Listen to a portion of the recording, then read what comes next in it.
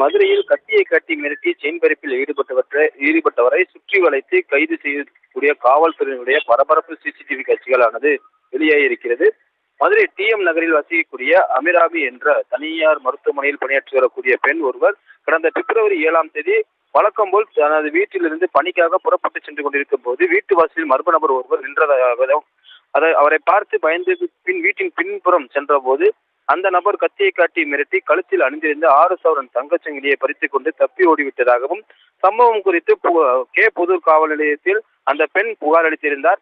இதனையடுத்து கே புதூர் காவல் நிலைய தனிப்படை காவல்துறையினர் விசாரணை நடத்தி வந்தார்கள். இந்த நிலையில் கத்தியை கட்டி சங்கிலி பறிப்பில் ஈடுபட்டது மதுரை மாவட்டம் சின்னமங்கலக்குடியைச் சேர்ந்த சுரேஷ்குமார் என தெரிய வந்தது. இதனையடுத்து சுரேஷ்குமார் தேடிய போது ஒத்தக்கடையில் உள்ள மொபைல் கடையில் சிம் கார்டு வாங்கி கொண்டிருந்த சுரேஷ்குமாரை காவல்துறையினர் சுற்றி வளைத்து பிடித்திருக்கிறார்கள்.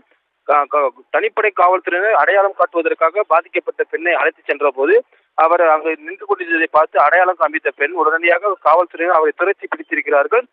காவல்துறையில் பிடியில் இருந்த சுரேஷ்குமார் தப்பி ஓடிய நிலையில் காவல்துறையினரை சுற்றி வளைத்து சுரேஷ்குமாரை கைது செய்திருக்கிறார்கள். சுரேஷ்குமாரிடம் காவல்துறையினர் தொடர்ச்சியாக விசாரணை நடத்தி வரும் நிலையில் இந்த சம்பவத்தில் வேறு யாருக்கும் தொடர்பு உள்ளதா என்ற கோணத்திலும் காவல்துறையினர் தொடர் விசாரணையில் ஈடுபட்டிருக்கிறார்கள். காவல்துறையினர் செயின் பறிப்பில் ஈடுபட்ட நபரை சுற்றி வளைத்து பிடிக்கக்கூடிய பரபரப்பு சிசிடிவி காட்சிகள் வெளியாகியிருப்பது மதுரையில் பரபரப்பை ஏற்படுத்தியிருக்கிறது.